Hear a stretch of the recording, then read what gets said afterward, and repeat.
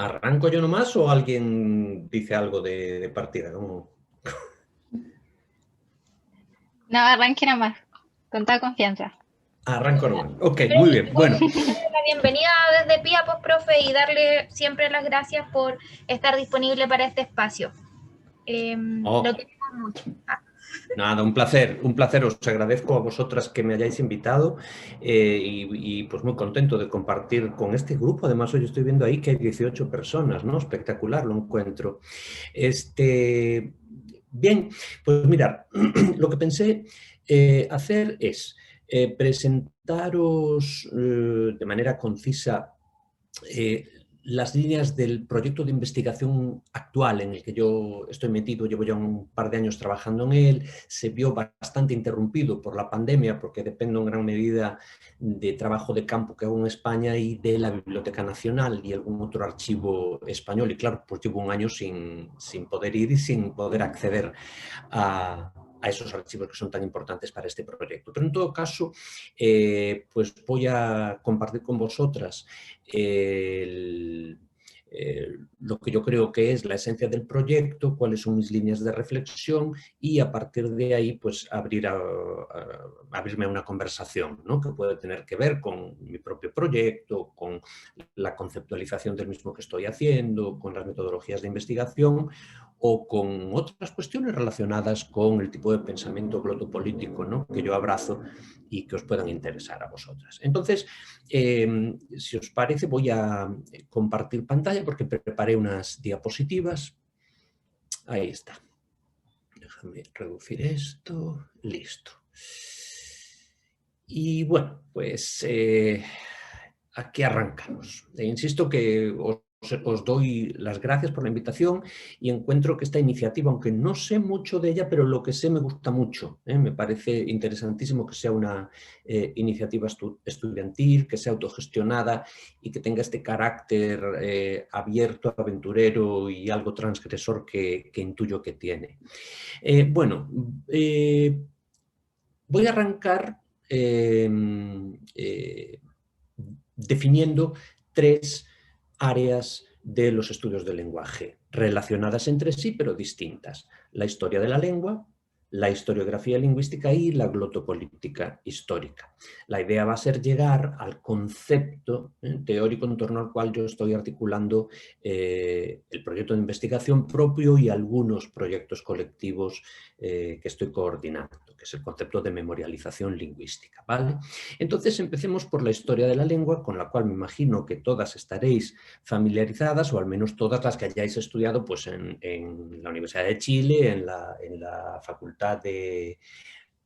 ¿cómo se llama? Ahora mismo no me acuerdo. Filosofía y Letras, ¿no es cierto? Es la Facultad de Filosofía y Letras. Bueno, la historia de la lengua consiste en el estudio del desarrollo de una lengua desde la forma de la lengua madre de la cual procede hasta el estado en que se encuentra la lengua cuando se desarrolla una variedad estándar de la misma. ¿Ya?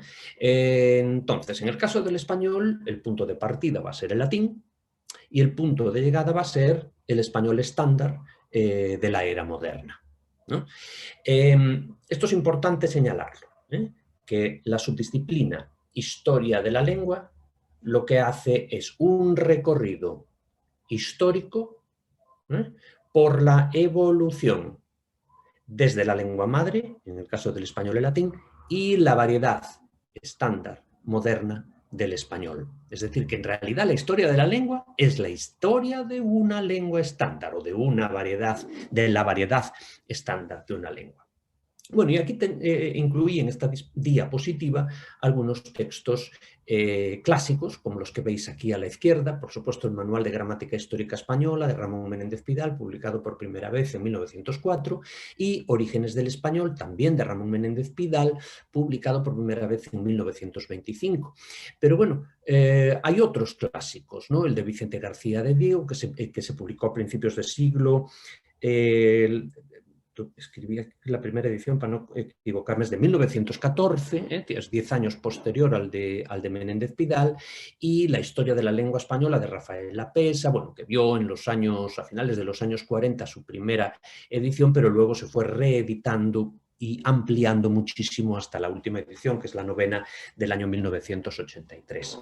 Bueno, pero tenemos también, ¿verdad?, otros libros que están dentro de ese género, es decir, que hacen lo mismo, trazar la evolución diacrónica entre el latín y la variedad estándar del español. Entonces aquí tenéis la gramática histórica del español de Ralph Penny, un hispanista británico, la biografía de una lengua, nacimiento, desarrollo y expansión del español, de Enrique Obiente Sosa, un profesor de la Universidad de los Andes en Venezuela, y hoy día ya miembro de la Academia Venezolana de la Lengua, Diacronía y gramática histórica de la lengua española, de Maite Echenique Elizondo y María José Martínez Alcalde, que son profesoras en la Universidad de Valencia, en España, o unos textos didácticos, gramática histórica de la lengua española, el de morfología, el de fonética y fonología y el de sintaxis, que edita la Universidad Española de Educación a Distancia. Entonces, lo característico de esta subdisciplina, la historia de la lengua,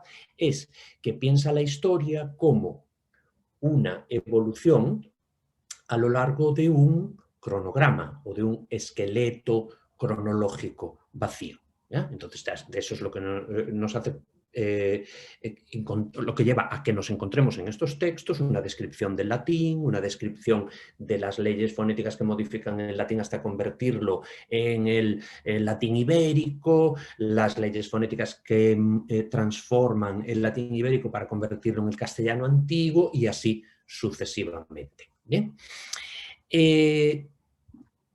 Pasemos ahora a la historiografía lingüística. La historiografía lingüística es una subdisciplina que es metadisciplinaria. Es decir, la historiografía lingüística se ocupa de estudiar la evolución de la lingüística como ciencia, digamos. Entonces, la gente que se dedica a la historiografía lingüística, ¿verdad?, tiene una idea de lo que es la lingüística y lo que hace es retornar al pasado y examinar la evolución de las ideas sobre el lenguaje que acaban resultando en la emergencia de la lingüística moderna, ¿no? En el ámbito hispánico, pues hay estos dos libros publicados por la editorial John Benjamins, y que son resultado de una colaboración fuerte entre Alemania y España, y un sector de la filología española, y si no recuerdo mal, en el volumen 2 hay un artículo mío sobre Ramón Menéndez Pidal. Pero proyectos más contemporáneos, está el Boletín de la Sociedad Española de Historiografía Lingüística, y en América Latina un importante proyecto que surge de Argentina, ya tiene varios años, liderado por Guillermo Toscano y García, que es la Revista Argentina de Historiografía Lingüística. Entonces, lo que pretende este campo es reflexionar sobre el pensamiento lingüístico en distintos momentos de la historia. ¿Bien? Bueno, y ahora quiero presentar la glotopolítica histórica, que sería el espacio con el que yo me identifico. Y aquí yo os quiero presentar pues, los trabajos que hemos estado haciendo. El que tenéis a la izquierda es de Elvira Narvaja de Arnoux, que quizás sepáis quién es una catedrática de la Universidad de Buenos Aires, que tiene este excelente libro, que es en realidad uno de los pocos trabajos monográficos y extensos que hay sobre la historia glotopolítica de Chile. No digo que sea el único trabajo que hay, Darío Rojas ha hecho mucho, Sole Chávez Fajardo ha hecho mucho, Tania Avilés ha hecho mucho, en fin, hay por supuesto trabajo de perfil glotopolítico perfil glotopolítico histórico sobre Chile, pero este libro de Elvira Narvaja de Arnoux es la monografía más extensa. Y luego un poco como marcadores de paradigma, y está el libro de Historia Política del Español, la creación de una lengua, que edité yo, es un libro del año 2016, y a la derecha una suerte de libro compañero del anterior, que hemos editado juntos Darío Rojas, profe, me imagino, de muchas de vosotras, Mariela Oroño, de Uruguay, de la Universidad de la República, Dani Lauría, que estuvo en la Escuela de Verano de Glotopolítica del año... ¿Qué año fue? Fue el año pasado, del 2020, y que es de la Universidad de Buenos Aires. Este libro, Autorretrato de un idioma, Crestomatía, Glotopolítica del español, es una antología, que es lo que significa crestomatía, de textos en los cuales hay algún tipo de reflexión sobre el lenguaje. Hay textos desde Alfonso X el Sabio, ¿verdad?, del siglo XIII, hasta pues el informe de la Real Academia Española sobre sexismo y lenguaje, ¿no? Entonces cubrimos un arco cronológico tradicional y cada uno de los textos va acompañado del comentario de una especialista o de un especialista. Bueno, lo que caracterizaría la glotopolítica histórica es, y aquí voy a parar de compartir un momentito para que me veáis un poco más grande. Bueno, lo que caracteriza a la glotopolítica histórica es, primero, un concepto de historicidad distinto al de la historia de la lengua y al de la historiografía lingüística. ¿Por qué? Porque la historia de la lengua y la historiografía lingüística, como os acabo de comentar, piensan la historia en términos cronológicos.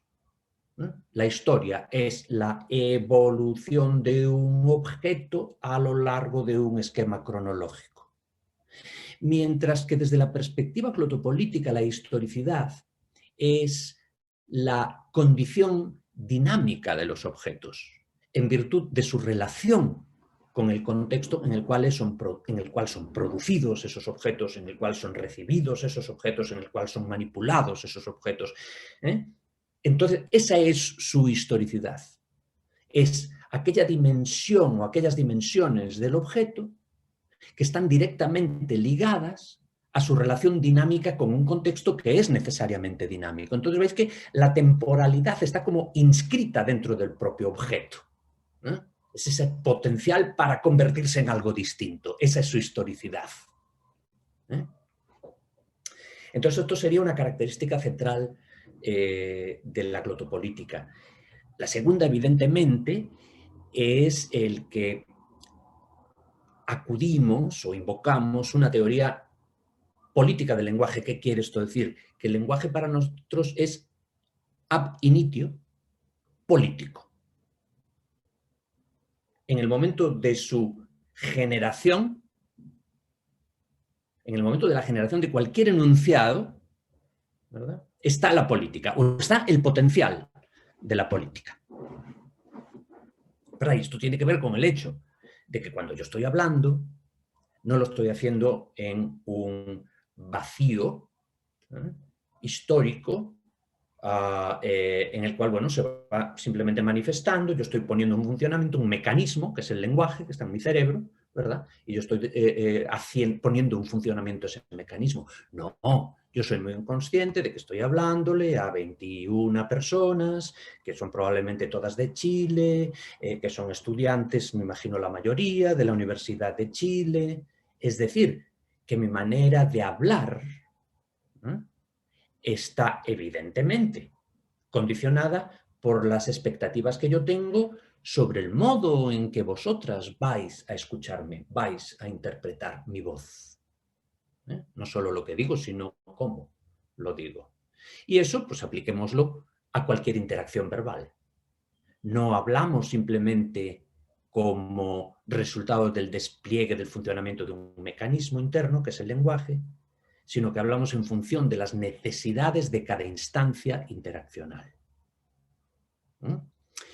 Bien, entonces esta sería la segunda categoría, la segunda característica de la perspectiva glotopolítica que yo querría señalar. Bueno, dicho esto, mi proyecto actual pues,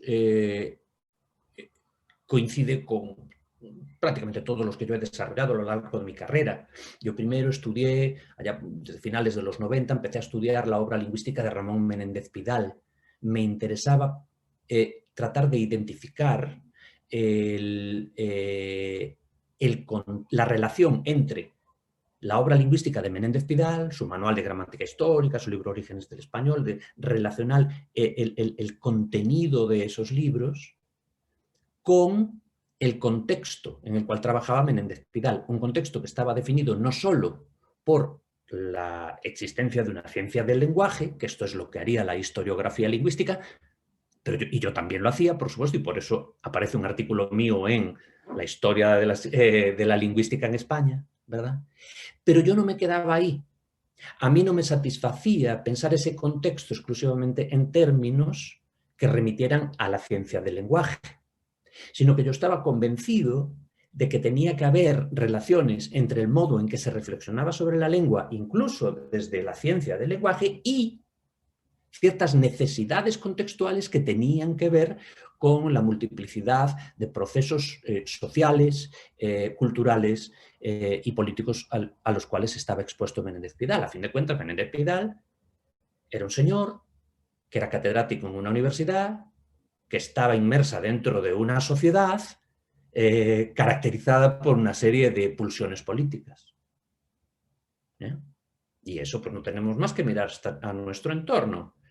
Yo soy profesor en un departamento dentro del cual hay una serie de dinámicas políticas, que está en una universidad, que es la Universidad Pública de Nueva York, por lo tanto afectada por la política neoyorquina, a su vez inscrita en la política estadounidense, y mi pensamiento glotopolítico me obliga a reflexionar sobre la relación que pueda haber entre la manera en que yo pienso el lenguaje y todos esos condicionantes contextuales que afectan mi producción. Es decir, que ese gesto que yo proyecto sobre otros y otras lingüistas lo tengo que proyectar sobre mí mismo, naturalmente, ¿no? Esa reflexividad es una condición fundamental para trabajar con honestidad intelectual, por lo menos, ¿no? Bueno, entonces trabajé en Menéndez Pidal, luego salté al periodo contemporáneo y me puse a estudiar sobre todo las agencias normativas, como la Real Academia Española, la Academia Chilena de la Lengua, la Asociación de Academias de la Lengua Española, e instituciones encargadas de la enseñanza y difusión del español en el mundo, tales como el Instituto Cervantes, por ejemplo, ¿no? Y bueno, de ahí salieron toda una serie de proyectos, ¿no? Proyectos que me llevaron a estudiar la implicación de filólogos y filólogas y lingüistas en instituciones claramente involucradas en las políticas lingüísticas, tales como la Real Academia Española, la Academia Chilena de la Lengua o el Instituto Cervantes. ¿Ya? Entonces,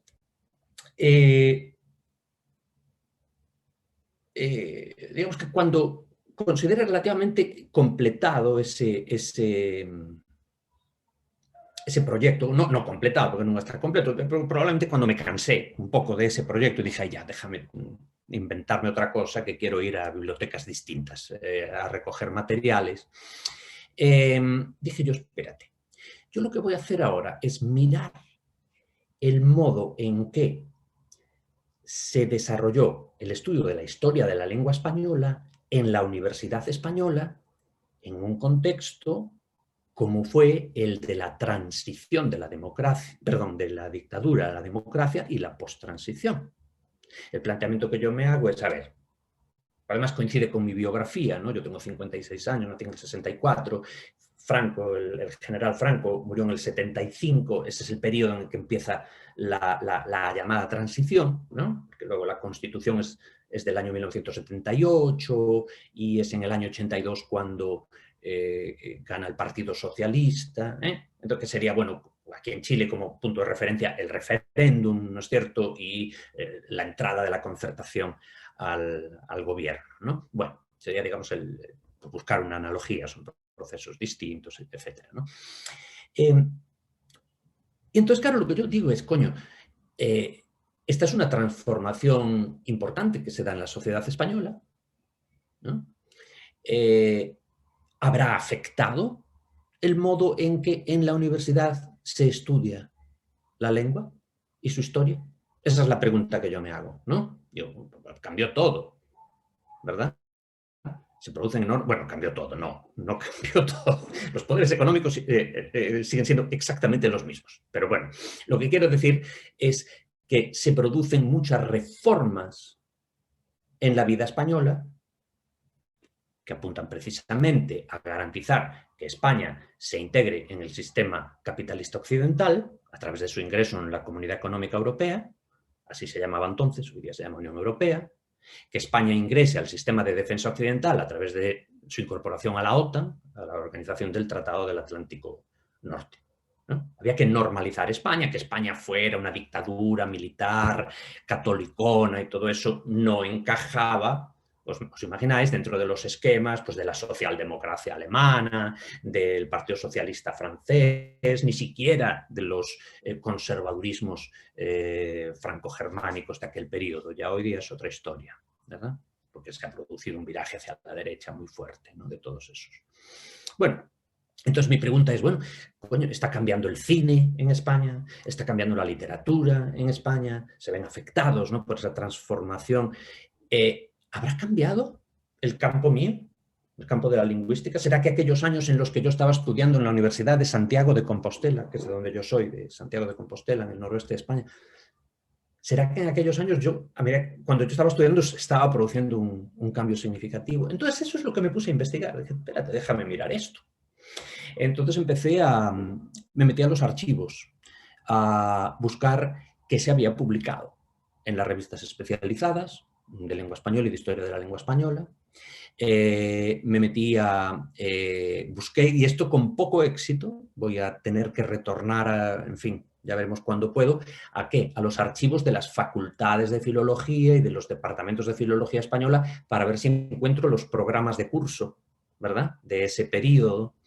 Y en tercer lugar, empecé a hacer entrevistas. Entonces ya tengo a estas alturas grabadas 5 con catedráticos y una catedrática importantes en universidades madrileñas. Me estoy centrando en universidades madrileñas, si no os podéis imaginar lo vasto que podría ser, en busca de información sobre ese periodo. Pues ahí ya, digamos, son entrevistas informadas etnográficamente, pero no es etnografía, naturalmente, ¿no?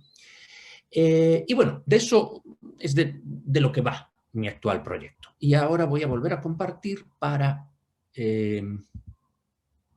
Bueno, entonces, el estudio de la lengua española durante la transición y la post-transición. Entre 1975 y el 2004 es un poquito más arbitrario todavía, porque, bueno, es cuando se acaba la segunda legislatura del presidente José María Aznar, ¿no?, que tuvo 2, él gobernó 2 legislaturas, del 96 al 2000 y del 2000 al 2004, y ahí ya se produce un giro conservador y neoliberal muy, muy fuerte, mucho más intenso que el que se había vivido antes. Entonces, por eso, por ahora, lo tengo roto por ahí.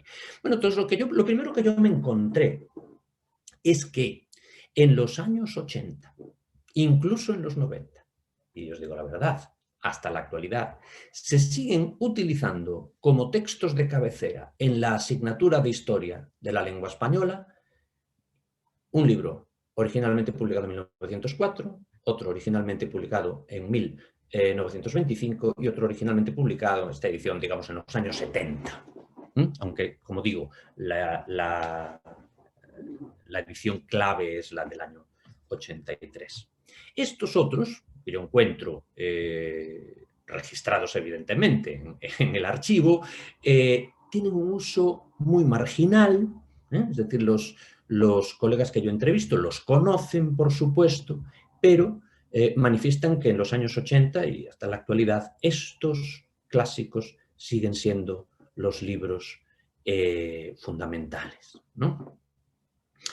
Esto, bueno, como podéis imaginar, confirma una visión que yo tengo como profesional de conservadurismo en relación con la filología española, ¿no? Es decir, anclada todavía en un marco teórico que fue evidentemente muy importante, muy avanzado, muy brillante en su formulación, en sus orígenes, pero que ya tiene más de un siglo, ¿no? Lo que ocurre es lo siguiente. Mientras estoy haciendo mi investigación sobre, a ver, cómo se estudia la lingüística, la historia de la lengua en la España de los años 80, de los años 90, me encuentro también con esto. ¿Y qué es esto? Estos son lingüistas anclados y anclada en la universidad. Ángel López García, que a la izquierda, catedrático en la Universidad de Sevilla. Juan Ramón Lodares, catedrático en la Universidad Autónoma de Madrid. Francisco Moreno Fernández, catedrático en la Universidad de Alcalá, en la actualidad en Heidelberg, y de hecho me parece que estos días está aquí en Chile, visitando la sede de Heidelberg aquí en Santiago, y Lola Pons, catedrática de la Universidad de Sevilla. Bueno, ¿y qué me encuentro? Me encuentro que estos lingüistas salen a la esfera pública, es decir, desde el espacio universitario, en el cual anclan su legitimidad en virtud de haber escrito artículos eruditos publicados en revistas especializadas, en virtud de haber publicado libros también eruditos y evaluados por especialistas, es decir, en virtud de eso poseen un prestigio, un capital, una legitimidad con la cual saltan a la esfera pública y escriben textos de difusión. Es decir, que me encuentro no solo con que, es decir, que al estudiar qué ocurre con el estudio de la historia de la lengua en la Universidad Española, lo más interesante que encuentro es este salto a la esfera pública. Este salto a la esfera pública de los relatos sobre la historia de la lengua. Es decir, que este periodo de transición y post-transición, puesto que os voy a decir las fechas, el rumor de los desarraigados, que es importantísimo, este libro es de 1985, claro, ya el Gente de Cervantes de Lodares es del 2000, la maravillosa historia del español, ¿qué año es esto? Del 15, me parece que es del 2015, y el de Lola Pons es un poco posterior, me parece que es del 18. Pero lo interesante aquí es que se produce el salto a la esfera pública, que evidentemente hay un interés y un mercado por el tema de la historia de la lengua en el espacio público. Y aparecen un género textual, el del ensayo sobre la historia de la lengua. Entonces, estos ya no son libros eruditos en sentido estricto, son libros que demuestran evidentemente la erudición de sus autores y autora, pero son libros que están escritos para un público no especializado. ¿Ya? Entonces este es el tema que me empieza a intrigar, ¿no? Esta presencia del relato sobre la historia del español en la esfera pública. Y pasa que me empiezo a encontrar objetos como este. En una ciudad de la periferia de Madrid, que se llama Leganés, me encuentro con que hay una avenida de la lengua española y que en una de las rotondas de esa avenida hay esta estatua, homenaje a la lengua española. Me encuentro objetos como este. Me encuentro con que existe algo llamado el camino de la lengua castellana. Es toda una historia, que es una ruta turística basada, es decir, diseñada sobre la base de los puntos centrales, los puntos geográficos centrales en el desarrollo histórico del español. Veis que se crea incluso una fundación, la Fundación Camino de la Lengua Castellana, que tiene como fines, aquí lo vemos, promover y difundir el conocimiento, promocionar el camino de la lengua castellana como ruta cultural que recorre los orígenes del castellano y su proyección universal, y potenciar las raíces culturales y el patrimonio histórico de los lugares por donde transcurre el camino por su papel en el nacimiento y desarrollo de la lengua castellana. Me encuentro con objetos como este. La celebración del tercer centenario de la fundación de la Real Academia Española, a través de una exposición, interesantísima por otra parte, en la Biblioteca Nacional Española, en Madrid, inaugurada por la entonces reina, hoy reina madre, Sofía de Grecia. Y exposición que dio lugar, evidentemente, a un catálogo titulado La lengua y la palabra, que aquí tenemos. Me encuentro con objetos tales como los congresos internacionales de la lengua española, los CILES, uno de los cuales se celebró, entre comillas, aquí en Chile, en Valparaíso, solo que hubo un terremotazo justo antes de que fuera a celebrarse y acabó convirtiéndose en un congreso en línea, ¿no? Se adelantaron aquí en Chile Alfredo Matus y compañía a lo que había de venir unos años después. Me encuentro con objetos como este, la publicación de una serie de libros titulados El valor económico del español. Libros que se presentan a la sociedad en eventos públicos, y aquí, este que veis aquí, sí, soy yo. Estos libros se presentan a la sociedad en eventos públicos, uno de los cuales tuvo lugar en Nueva York, y cometieron el error de invitarme. Yo me quedé muy sorprendido y dije, no, esto es un error, y les iba a decir, se equivocaron ustedes, pero dije, no, voy a ir, me lo voy a pasar bien un rato. Y me lo pasé bastante bien. Este señor de aquí, a la derecha, es José Luis García Delgado, economista, que abrió el acto hablando de la lengua, y claro, es un hombre pues, que de economía sabe muchísimo, pero de lengua y lingüística absolutamente nada, entonces tuve que explicarle algunas cosas. Y bueno, y no solo en España, donde hallamos este tipo de objetos, sino que en Buenos Aires se fundó el Museo del Libro y de la Lengua, vinculado a la Biblioteca Nacional. Bueno, entonces, veis que os he estado presentando toda una serie de objetos que tienen que ver con ¿qué? Tienen que ver con la representación de la lengua y su historia en la esfera pública, afuera de las fronteras universitarias, afuera de las fronteras de la disciplina lingüística. ¿Y cómo conceptualizo yo? Bueno, me falta enseñaros alguno principalísimo. Aquí tenéis San Millán de la Cogolla. San Millán de la Cogolla, en el norte de España, famoso ¿por qué? Por esto. Y en particular por esto que veis aquí, que son las glosas emilianenses, ¿verdad?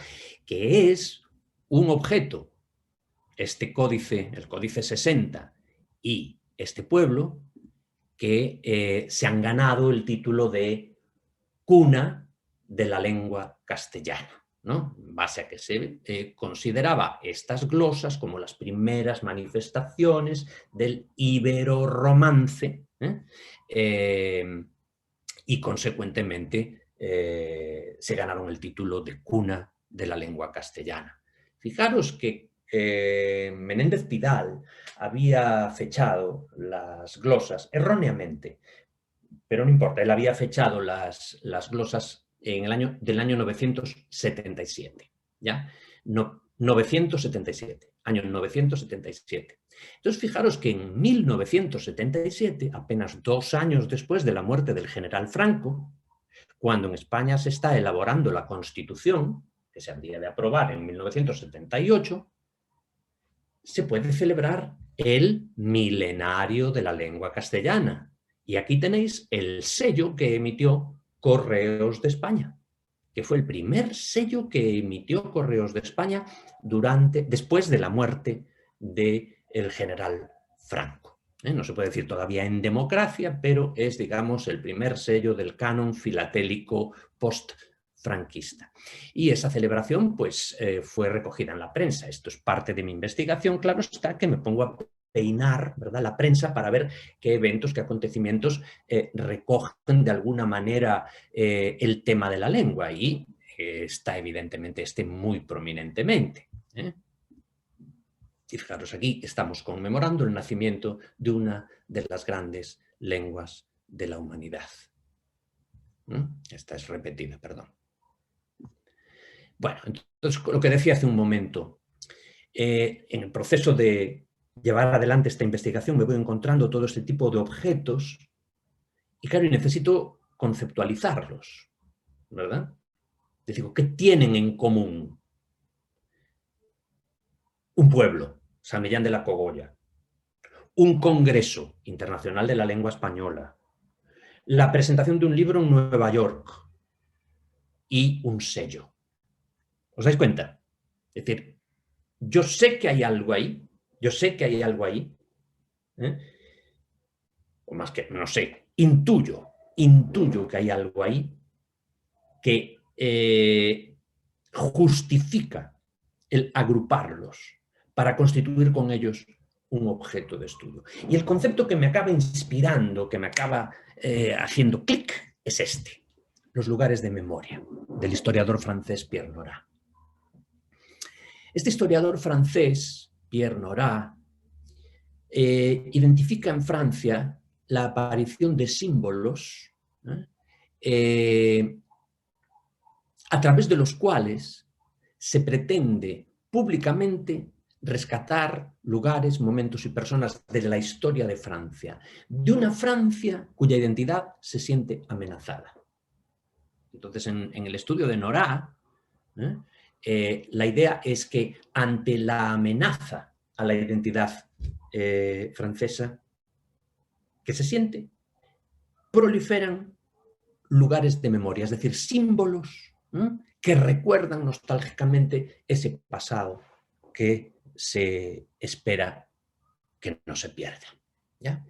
Entonces, estos símbolos, aunque se llaman lugares de memoria, no son necesariamente lugares físicos, dice Nora, como podría ser San Millán de la Cogolla, el pueblo de San Millán de la Cogolla, como podría ser la avenida de la lengua española, ¿no es cierto?, en Leganés. Son espacios físicos, pero sino que pueden ser símbolos de muy diversa índole. Puede ser un libro, por ejemplo, el catálogo de la exposición que celebra los 300 años de la Real Academia Española. Entonces, lo que nos dice Nora es, fíjense, los lugares de memoria tienen tres características. Son materiales, ¿no? Es decir, que los podemos percibir sensorialmente. Los vemos, los oímos, los tocamos. Son simbólicos, ¿por qué? Porque son generadores de sentido. Son generadores de sentido de las experiencias históricas y, por tanto, también generadores de identidad. Y finalmente son funcionales, en tanto que desempeñan un papel sociopolítico. En el caso de Francia, que analiza los casos que analizó en Francia Nora, se trataría de presentar ante la sociedad, representar ante la sociedad francesa una identidad en peligro y a través de esa representación tratar de preservarla. ¿Bien? Bueno, entonces, en esto va consistiendo el proyecto de investigación en el que yo estoy trabajando y en el que al que pretendo volver pues, dentro de un mes, después cuando vaya de aquí de Chile en un mes más, espero poder volver a Madrid y trabajar en eso. Entonces, bueno, yo para no extenderme mucho, porque me parece que lo que puede ser rico es que dialoguemos, me pongo a vuestra disposición. Y muchas gracias por escuchar.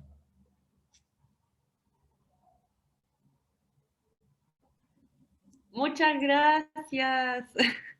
Me pareció inesperado como el vuelco que tuvo la investigación, en verdad. ¿Puedo hacer una pregunta? O bueno, alguien, si quieren felicitar antes, feliciten, pero tenía una mini pregunta. Nada de felicitar. Bueno, perdón, me olvidé una cosita antes, claro. ¿Qué es esto? Sí, yo no los pude ver. El estallido social en los muros. Es decir, lugares de memoria. Claro, exactamente. El graffiti puede ser efímero y eso lo vimos en torno a Baquedano, ¿no es cierto? Píntalo, repíntalo, hasta que lo quitaron, hasta que eliminaron la posibilidad de que fuera un lugar disputado, ¿no es cierto? Entonces, proyectos como estos los estoy viendo en cierta medida como lugares de memoria, como ejercicio por medio de los cuales se está tratando de preservar un momento y la acción lingüística que definió ese momento. Entonces, aquí veo como una suerte de ejercicio de memorialización. Ejercicio de memorialización del paisaje glotopolítico del estallido. Por eso los quería traer al final, para acabar de alguna manera en Chile. Pero bueno. Perdón, Javiera, porque te interrumpí, porque me había olvidado de esto. No, bacán, era un buen final, ciertamente. No, yo lo que quería preguntar, como con la cabeza tan cuadrada como me la está dejando la universidad, ¿cómo fue el salto de estar, no sé, leyendo sobre lingüística y todo, y empezar a fijarse en objetos en la vía pública, así como partió de leyendo así textos actuales, antiguos, estudios de la lengua, a la calle? Sí. Eso, como que escapa Pues mira, sí, hay dos objetos que me llevan a dar ese salto, ¿no? Uno de ellos es el libro del catedrático de la Universidad de Valencia, Ángel López García, El rumor de los desarraigados. Porque ese libro gana en el año... El libro es del 85... Ahora tengo la duda si ganó el premio en el 83 o en el 85. Creo que en el 1985. Ganó un premio de ensayo muy importante en España, el premio Anagrama, el premio de la editorial Anagrama. Entonces, no deja de ser fascinante que un premio de ensayo tan importante se le conceda a un lingüista, ¿verdad? Y el libro, precisamente, lo que hace es proponer un relato de la historia de la lengua española, distinto al tradicional, ¿verdad? Distinto al tradicional en la medida en que decía, no, la lengua española no tiene su origen en el castellano de Castilla, ¿no? Y el cual se impone frente a los dialectos vecinos por su superioridad natural. Ángel López García dice, no, esa no es la historia del español. El español, en realidad, nace como una coiné. Nace como resultado de la confluencia de distintos dialectos, el de Castilla, el de La Rioja, el aragonés, el leonés, el gallego, etcétera, etcétera. Y a lo largo de su historia es una lengua que absorbe. Lo mismo ocurre en América, cuando llega el español a América, etcétera, etcétera. Entonces, claro, este es un relato histórico que produce un catedrático de lingüística que resulta que mucho más amable a las condiciones culturales de los años 80, de la España democrática. ¿Verdad? En una España democrática en la cual hay un nacionalismo catalán, un nacionalismo vasco que persiguen la independencia, por ejemplo, ¿no? Y claro, una sociedad democrática y democratizada, tú ya con mucha dificultad puedes decir que el castellano es una lengua inherentemente superior al gallego o al catalán, ¿no? Entonces se produce una renovación del discurso histórico. Entonces, claro, yo ahí veo que hay una maniobra por medio, o una operación por medio de la cual un lingüista está llevando sus saberes a la esfera pública. Digo yo, claro, entonces para entender esa operación yo tengo que mirar al contexto político español. Yo no puedo entender realmente esta representación de la historia de la lengua española mirando solamente a la lingüística histórica. Tengo que mirar también a las condiciones históricas en las cuales se está produciendo este relato. Y el segundo texto que me lleva a contextualizar todo este tipo de objeto es la edición de 1982 de la historia de la lengua española de Rafael Lapesa. Y no es tanto el texto en sí como el prólogo, que el propio Rafael Lapesa, ya viejito, escribe a ese libro. Es el prólogo a la 8ª edición, que es maravilloso, breve, maravilloso. Porque ¿qué hace Rafael Lapesa? Rafael Lapesa sigue reivindicando la representación de la historia de la lengua española que había aprendido de su maestro. Que en efecto la lengua española tenía su base en el castellano, ¿no es cierto? Y que había toda una serie de condiciones formales de la lengua castellana e históricas que eran las que habían favorecido el que fuera la variedad castellana la que se impusiera y acabara convirtiéndose en lengua española. Por supuesto, ese relato de la superioridad castellana es un relato que la dictadura militar, el fascismo español y la cultura franquista en general abrazaron maravillosamente. Y es un relato que no tiene su origen en el fascismo, es un relato que tiene su origen en el liberalismo, finales del XIX y principios del XX. pero es un relato perfectamente adaptable a las distintas condiciones. Y Rafael Lapesa, que era un hombre de su tiempo, por supuesto, pero muy inteligente, dice, mierda, han cambiado los tiempos y este relato está asociado, este relato de unidad nacional está asociado al franquismo. Entonces, ¿qué hace? Cuenta en ese prólogo cuál fue el origen de ese libro. Y dicen, fíjense ustedes, que yo en realidad empecé a escribir este libro en el año 1937. La Guerra Civil Española va del 36 al 39. Es decir, a donde nos manda directamente al periodo de la guerra. Y me lo mandó escribir Tomás Navarro Tomás. Tomás Navarro Tomás era un discípulo de Menéndez Pidal y maestro de Rafael Lapesa, militante del Partido Comunista y figura importantísima de la República, de la vida cultural de la República durante la guerra. Entonces, fijaros qué está haciendo ahí Rafael Lapesa. Está diciéndonos, por favor, no lean mi libro como producto del fascismo y del franquismo. Nació, y sabes lo que dice, bueno, es maravilloso, porque dice en un momento dado, decir, lamentablemente tuve que interrumpirlo, ¿por qué? Porque me tuve que ir a la guerra. ¿Y qué hice yo en la guerra? Alfabetizar a soldados analfabetos. Entonces, ¿cómo vas tú a leer este libro solo como un texto lingüístico? Cuando su propio autor te está diciendo que es mucho más. Y a partir de ahí, en el momento que tú te das cuenta de eso, te das cuenta que tienes que pegar ese salto.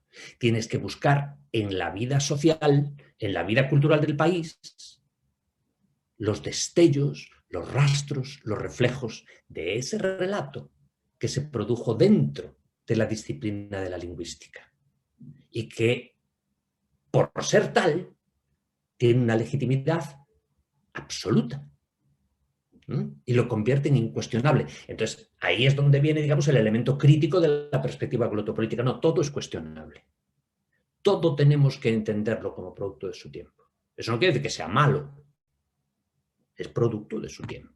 También puede ser malo, pero no lo es. Es decir, yo no podría estar más en desacuerdo con el relato tradicional de la historia de la lengua española, el de Menéndez Pidal. Sin embargo, yo creo que Menéndez Pidal era un genio. O Andrés Bello. Podemos hablar de Andrés Bello también si queréis. ¿Verdad? El pensamiento de Andrés Bello, sí. Viéndolo desde hoy, bueno, vemos muy claramente qué era lo que representaba. Los intereses de quién estaba protegiendo. Ahora, ¿era un genio Andrés Bello? Por supuesto. Un gran codificador. Un genio de la codificación. ¿Que sirvió a los intereses? Que sirvió, claro.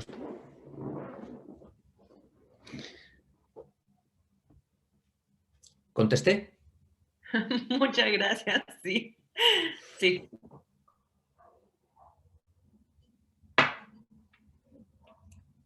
Más, anímense. Yo quería hacer otra pregunta. Quería saber, ya, a ver, que le voy a contextualizar un poco. Cuando ocurrió todo el estallido social, claramente como que mucha gente salió a las calles a rayar y pasó que también se rompían vitrinas de muchos locales comerciales, como de las grandes industrias, como de moles muy grandes, porque al final le estábamos con todas esas consignas que le estábamos diciendo algo a los moles, como a los poderosos, etc. Y hubo una frase súper comentada y quería saber su opinión sobre eso, que después del estallido social, como cacharon que rompían tantos vidrios, los bancos, los moles empezaron a poner como paredes de hierro para que no siguieran rompiendo. Y como empezaron como a blindar como todos estos espacios públicos, hubo una frase que alguien grafiteó que fue muy famosa, que fue citando a Pablo Neruda con la típica frase de me gustas cuando callas porque estás como ausente, y que alguien muy genia, yo creo que fue genia, y dijo como me gusta cuando estás blindado porque estás como ausente, y lo grafiteó en un mall. Y eso resonó mucho a nivel social, porque dijo lo que muchas personas queríamos decir, queríamos que esos lugares públicos que solo se ven a través del mercado económico consumista, superficial, neoliberal, si se puede decir de alguna forma.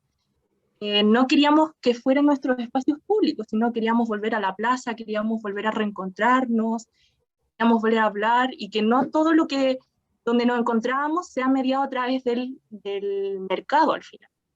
Entonces fue una frase súper icónica, y quería saber qué opinas tú sobre qué pasó ahí a través de la glotopolítica, etc. Bien, a ver, tenemos que le eches una leidita al Chile lenguajea, a ese ensayito que escribí, Chile lenguajea, porque ahí es donde realmente yo expuse lo que yo creía que estaba pasando glotopolíticamente durante el estallido. Pero yo diría que el ejemplo que tú acabas de mencionar, Josefa, y muchos otros, ilustran el modo en que un momento revolucionario conlleva una casi total integración entre el cuerpo y la voz, entre el cuerpo y el lenguaje.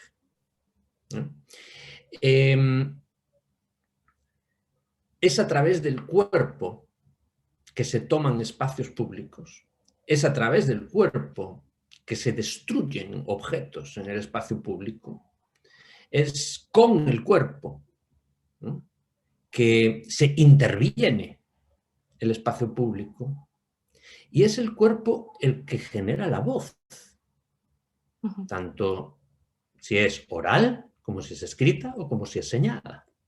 Es el cuerpo el que produce la voz.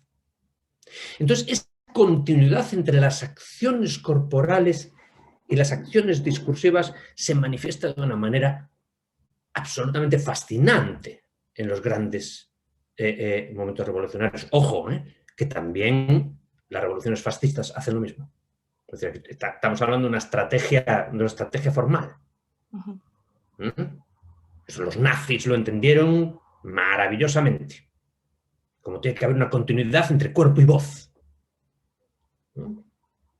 Entonces lo que ocurre aquí es que en el estallido es un ejemplo maravilloso de cómo los cuerpos y la voz desestabilizan el régimen sensorial a través del cual se ha estabilizado un determinado modelo de organización económica, un determinado modelo de organización política.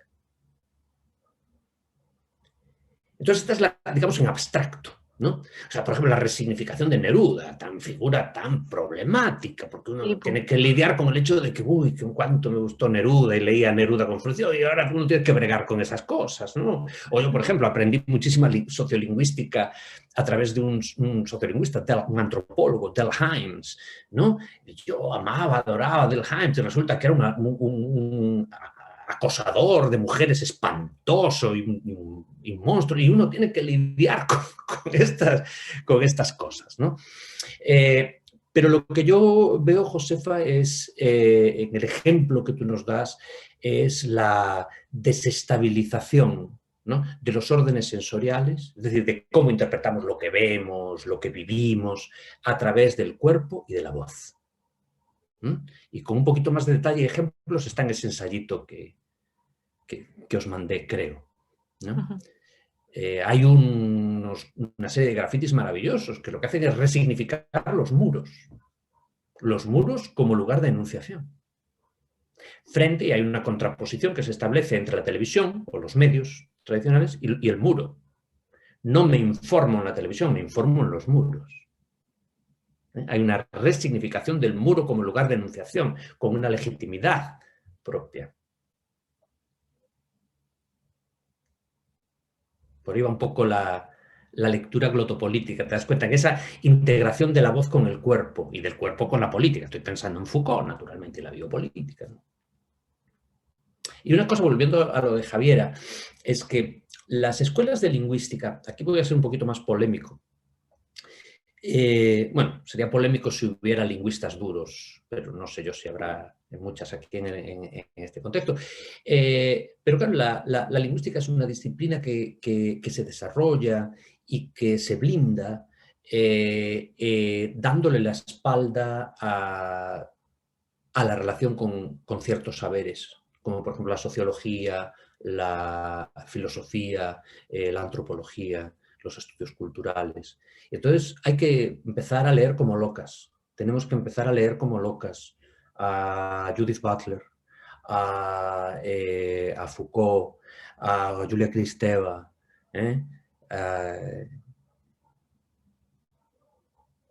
y ahí empezamos a romper, empezamos a descuadricular la cabeza que nos cuadriculan en las facultades de filología. Ojo, que el departamento de lingüística de aquí de la Chile es buenísimo, son muy amigos míos y los admiro mucho.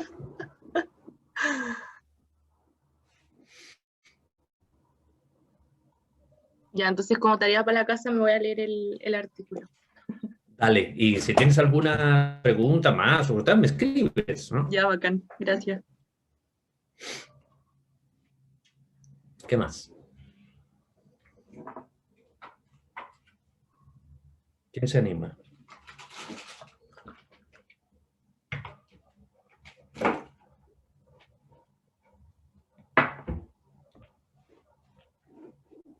Yo tengo otra pregunta, pero es que fome esta, quería dejarla como al final, si es que nadie preguntaba, no entendí algo. Cuando estaba diferenciando como las tres disciplinas históricas, historia de la lengua, historiografía lingüística, historiografía política, habló de una temporalidad distinta en la historiografía política y pucha, dijo así como que la temporalidad está inscrita en el objeto de estudio, que era dinámico y no caché. Si me puede hallar con eso, ¿no? Estaría bacán. Sí, perfecto. Eran historia de la lengua, historiografía lingüística y glotopolítica histórica. La tercera glotopolítica histórica. Entonces vamos a ver. No es fácil, no es fácil. A mí me costó conceptualizar esto, porque tiene que ver con cómo conceptualizar el tiempo. Tenemos por un lado el tiempo cronológico.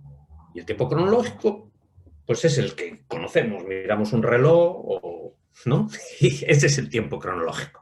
Hay un cronograma, ¿verdad? Donde tienes el año, los meses, el siguiente año, los meses, el siguiente año, los meses, ya. Y entonces, tú dices, la lengua española existe dentro de ese cronograma. Entonces yo lo que voy a hacer es situar las formas, el perfil de la lengua española en el año 1250. ¿Cómo era en 1250? Perfecto, así.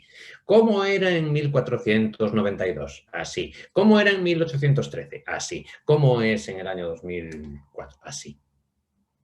Entonces, la historia, en este caso, es equivalente a tiempo cronológico.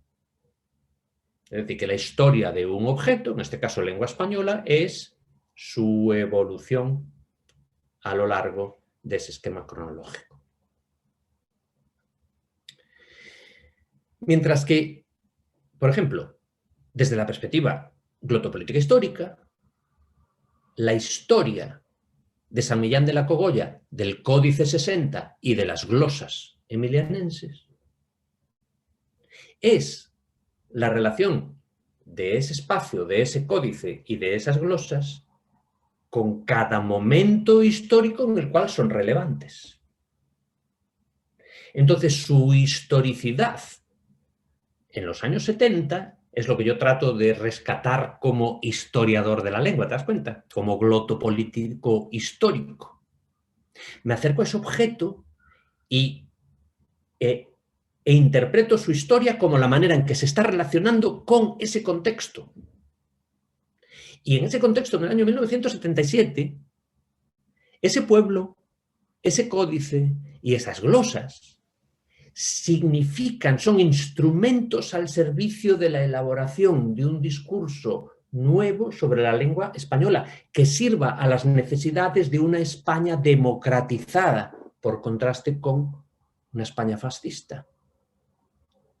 Entonces, la historicidad puede ser, por un lado, evolución a lo largo de un cronograma vacío, o, por otro, como relación dinámica con el contexto. ¿Está un poco más claro, Javier?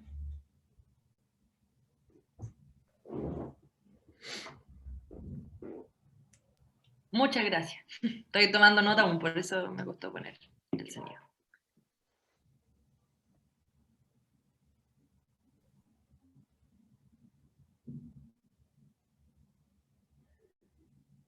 Sí, anímense a preguntar.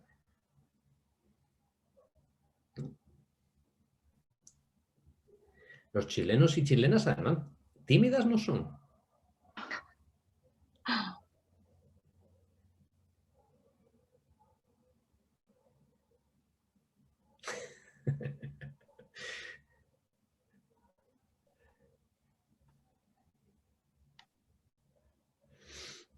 Está el tema del lenguaje inclusivo también, sobre el escrito. El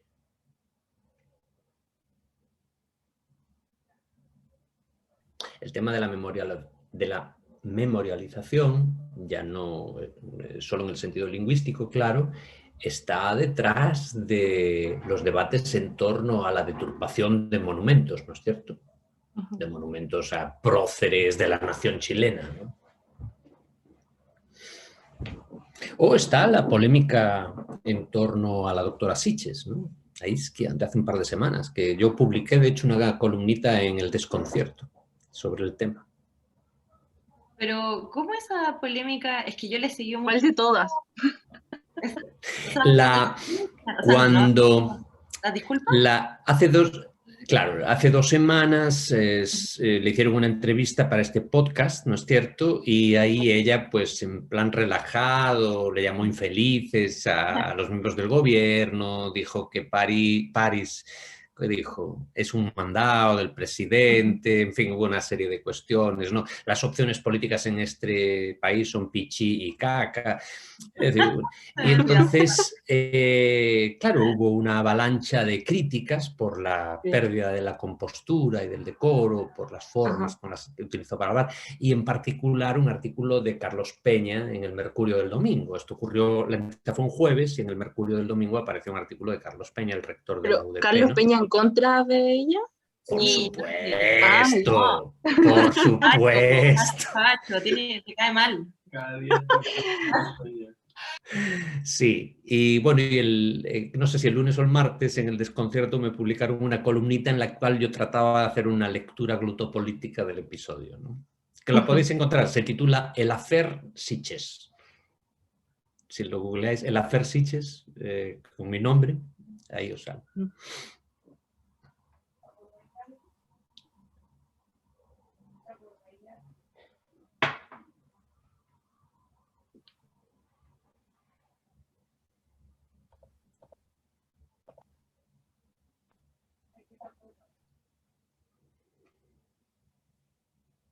Bueno.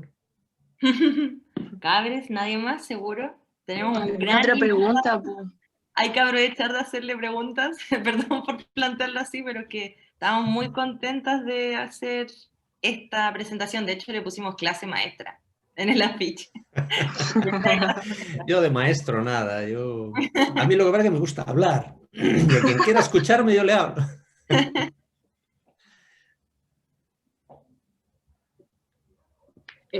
Mira, voy a comentar algo que me llamó mucho la atención mientras pasáis el PowerPoint. Es que como que igual nos trajiste un poco como este mundo súper de Europa, donde tienen museos y como un montón de recursos como para hablar de la lengua. Y como que al final siento que me dio harta distancia desde aquí, desde Chile, como ver todas las instituciones que tienen recursos para hablar de la lengua versus como aquí en Chile. Claro, ahí... Como crear monumentos sobre la lengua o un montón de museos. No, muy bien que saques eso, porque aquí lo que estás poniendo sobre la mesa es ese eje norte-sur, ¿no? Norte global, sur global, y la desigualdad inscrita en esa distinción. Yo diría lo siguiente, y de hecho es algo pues, que estamos en equipo empezando a explorar. Ahora mismo estamos una colega mía colombiana y yo organizando un proyecto colectivo sobre memorialización lingüística en Latinoamérica. Entonces hemos invitado a gente distinta a ver qué hay en tu país, qué es estando ahí. Entonces, mira, hay dos episodios que hay que señalar de entrada. Uno ya lo señalé, que fue el Museo del Libro y de la Lengua en Argentina. Entonces, ahí hay una enérgica acción glotopolítica a través de la cual la Argentina kirchnerista apostó por producir un discurso propio desde el aparato del Estado sobre el idioma. ¿Bien? En esto estaban emulando aquí en Brasil, que unos años antes había creado un museo da Língua en la Estación de la Luz en Sao Paulo. Los brasileños, evidentemente, asumiendo a través también de una acción glotopolítica enérgica el control de la representación pública del idioma. Pero ahí la relación entre Brasil y Portugal versus España, América Latina, es muy distinta. Para empezar, no hay que olvidarse que, claro, cuando se produjeron las invasiones napoleónicas de España, claro, el rey sale corriendo, escapando para Francia. ¿Qué hace el portugués? Se va para Brasil y monta el imperio, reorganiza el imperio en Brasil. Entonces Brasil tiene esta cosa imperial. Claro. En su ADN. Y claro, ¿no? Tú Brasil, imagínate, semejante monstruo, obvio que va a asumir el control de los discursos internacionales sobre la lengua. El territorio disputado entre Portugal y Brasil es el África lusófona, como nos podemos imaginar, ¿no? Bueno, pero a lo que voy es que hay todavía mucho que investigar sobre el modo en que se manifiesta la memorialización lingüística en América Latina, como tú dices muy bien, Josefa, dado que, bueno, aquí no hay como para organizar una exposición como la que organizó la Real Academia Española en la Biblioteca Nacional de Madrid. Pero con los recursos que hay, ¿qué se hace? Sí. Por ejemplo, la Academia Chilena de la Lengua. ¿Alguien ha mirado críticamente, a contrapelo, la acción de la Academia Chilena de la Lengua? Su producción, sus publicaciones, sus acciones públicas. Yo los sigo. No escribo sobre eso por diversas razones, al menos hasta ahora. Pero los sigo. Y conozco y tengo amigos dentro. Desde Darío, ¿verdad?, que es miembro correspondiente, Guillermo Soto, hasta conocí, no es que sea amigo, pero conocí a la directora, Adriana Valdés, en una oportunidad. Y si me preguntas si hay una dimensión glotopolítica en la vida de la Academia Chilena de la Lengua, mi respuesta es inmediatamente que sí. Hay que estudiarla bien y hay que mirar qué es lo que está pasando. Entonces, entiendo bien, Josefa, que te pareciera algo ajeno, porque decías, pero es que aquí no hay recursos, ¿cierto? Es decir, es evidente que la espectacularidad con la cual se llevan a cabo estas celebraciones es distinta, pero yo no me quedaría tan cómodo diciendo no, que eso no se hace. Yo miraría a ver. Y de hecho, pues ya te digo, lo estamos haciendo. Hemos invitado a gente en Colombia, en Uruguay, en México, en tal. ¿Esto pasa ahí? ¿No? Es la pregunta. ¿Esto pasa y cómo? En el caso argentino es el más evidente porque ellos tienen ese acto glotopolítico de la fundación del Museo de la Lengua, ¿no? Pero sería que interesante ver, por ejemplo, cómo el diccionario este que sacó la Academia Chilena de la Lengua, que creo que se titula Diccionario del Español Chileno, que es un título absolutamente... es una perversión de lo que es, porque en realidad es una suerte de diccionario de chilenismos, no del español de Chile, ¿verdad? Porque el español de Chile, yo qué sé, teléfono es una palabra que pertenece al español de Chile, ¿o no? Mesa, yo qué sé, cara, son palabras del español de Chile, pero esas no están en el diccionario, porque esas están ¿cuál? En el de la RAE. Claro. Es decir, sigue siendo un diccionario que recoge la periferia de la lengua. ¿Entendéis? Entonces, no sé, sería, por ejemplo, mira, hay un peligro, irse a peinar la prensa y ver cómo y cuándo se presentó ese diccionario en público. ¿Lo cubrió el Mercurio? Apostaría que sí. Hubo una reseña del diccionario en el Mercurio, en la tercera. Ya, pero igual a lo que voy con eso un poco, ahora que lo mencionaste, que donde salen como inscritos esos eventos públicos, hoy en día, por lo menos en Chile, esas instituciones, ¿qué es lo que le queda a esa institución? El Mercurio, la Tercera, como la prensa tradicional, como hay gente definitivamente que deja de leerlos, deja de optar de ver ciertos y deja de informarse por ahí también, pues entonces lo que le da espacio, esos como diarios o algunos teles como tradicionales, al final vienen con ciertos lineamientos políticos que al final yo, por ejemplo, a veces no me adhiero porque lo están cubriendo como espacios que a mí no me gustan.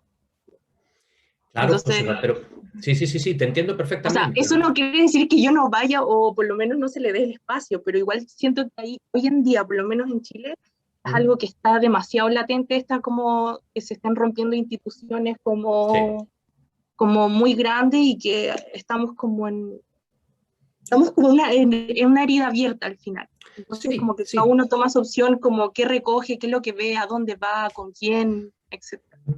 Sí, estoy al 100% de acuerdo contigo en las dos cosas, ¿no? En que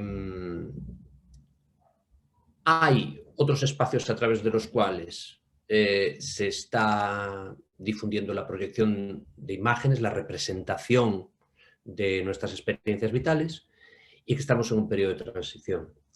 Con todo, fíjate que y aquí entramos al terreno de la opinión, ¿verdad? Desde luego yo, ¿no? Porque no soy especialista en esto ni muchísimo menos.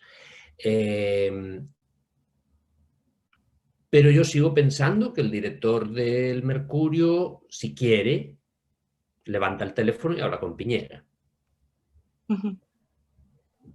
¿Verdad? Es decir, está a un WhatsApp de distancia de hablar con Piñera. Eso es mucho poder. Eso es mucho poder. Entonces, que la prensa como institución está en crisis, absoluta y totalmente. Crisis entendida como transformación, ¿eh? Crisis entendida como transformación, que puede ir, sabe Dios en qué dirección, ¿no? Ahora bien, si como alternativa surgen las redes sociales, mucho ojo con lo que significan las redes sociales. Pues claro, las redes sociales no es como un contrapunto a el Mercurio, no son entidades comparables, el Mercurio y las redes sociales. Tú puedes comparar el Mercurio con el Desconcierto, pero no el Mercurio con las redes sociales. Puedes comparar las redes sociales con la imprenta. Las redes sociales son un espacio. Pensemos en Estados Unidos. Historia reciente. Twitter, de repente, cierra la cuenta de Trump. Sí, pues. Os podéis imaginar cuánto me simpatiza a mí Trump. Y sin embargo, ese acto me parece extraordinariamente perturbador. Primero, porque es Trump, es el 6 de enero el único momento en el que Trump incita a la violencia. No, Trump lleva usando Twitter para incitar a la violencia durante muchos años. A la violencia, al odio racista, al odio sexista, a todo. ¿Eh? Y en definitiva, ¿quién está siendo el árbitro de la concesión del derecho a la toma de la palabra? Este es un concepto central de la glotopolítica, de hecho sea de paso, ¿eh? La toma de la palabra. Que si leéis lo que yo escribí sobre Isquia Sitges, ahí lo uso, ese concepto. Porque lo que se le estaba diciendo a Isquia era: no tienes derecho a tomar la palabra si hablas en esos términos. Tienes que hablar con decoro. Y lo que dice Isquia muy inteligentemente es: miren, estoy hablando con decoro y no me hacen ni caso. Entonces tengo que hablar así para que me escuchen. Pero claro, cuando habla así, ¿qué le dicen? No, tú no estás hablando, tú estás gritando. Y se la trata de descalificar de esa manera. La toma de la palabra. ¿Cómo se gestiona el derecho a la toma de la palabra? A que una determinada voz sea legítima en el espacio público. Que eso es lo que ve perfectamente la gente que interviene en los muros durante el estallido. En la tele, en la televisión no van a hacer ni caso. Van a distorsionar completamente lo que está pasando. En el Mercurio también, en la Tercera también, en no sé qué, no sé cuánto. Es el muro, el espacio que hemos resignificado para desde ahí enunciar la resignificación de la experiencia social, ¿no? Entonces, bueno, me perdí un poco en el argumento que estaba siguiendo, pero la idea, Josefa, es que para mí la clave está en cómo se organiza socialmente la toma de la palabra y que todavía instancias como las que emergen de la prensa tradicional son extraordinariamente poderosas. Y que ahora ya me acordé, ya retomé el argumento. Y que el problema está en que siga siendo una corporación privada, Twitter, la que gestiona el derecho a la toma de la palabra. Claro. El problema no está en que le prohíban hablar a Trump. Si Trump hubiera querido, podría seguir siendo presidente, solo que Twitter ya sabía que era cuestión de semanas. ¿Verdad? Si a Trump le quedaran 4 años de presidente, no creo yo que lo hubieran prohibido, pero bueno, no lo puedo saber con certeza. El problema entonces no está en que prohíban a Trump, que cierren a ese. El problema está en que está en manos de una corporación privada el control de la gestión del derecho a la toma de la palabra. Claro. Ese es el problema.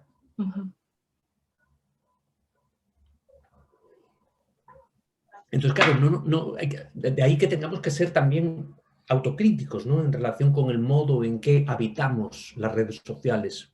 No digo que no lo tengamos que hacer, pero que mantengamos esta actitud reflexiva en relación con el modo en que las habitamos. Y la medida en que estas redes sociales nos permiten incidir sobre el modo de hacer política, sobre el modo de ser seres políticos.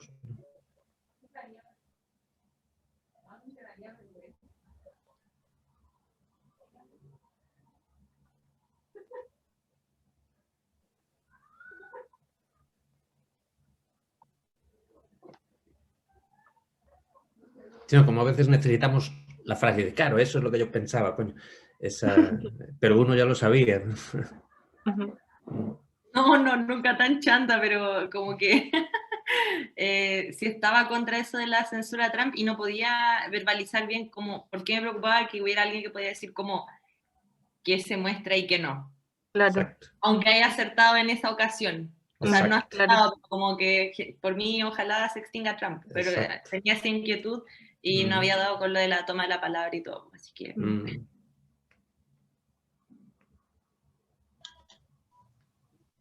Yo tengo una pregunta, pero me voy a salir mucho del tema, perdón. Y en realidad quiero consultar su opinión nomás. Es que he visto muchas veces que el argumento para estar en contra del lenguaje inclusivo, sobre todo desde el área de la lingüística, es que la evolución lingüística se da de manera natural e inconsciente. Entonces quería preguntar qué opinaba sobre eso. Que es absoluta y totalmente falso. Las lenguas no evolucionan naturalmente, ¿verdad? Porque en todo caso lo que evoluciona es la forma en que los seres humanos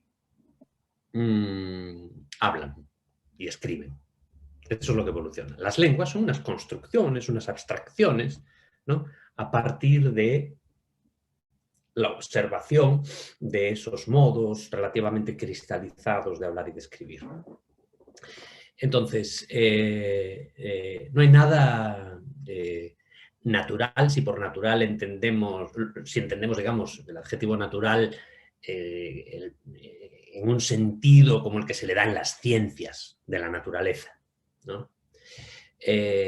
Porque la interacción entre los seres humanos siempre es política. Porque siempre cuando hablamos las unas con los otros con las unas, los otros con los otros, está en juego la relación entre los interlocutores. El cómo construimos la relación las unas con las otras.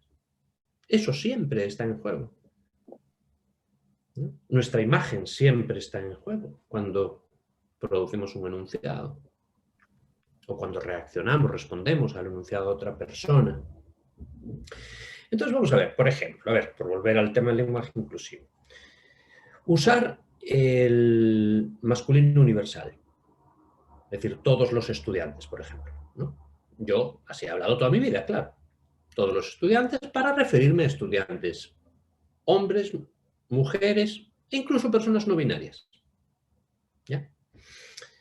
Pero claro, ¿qué ocurre? Que de repente surge un foco, ¿no?, de normatividad nuevo que me dice, ¿sabes qué, José?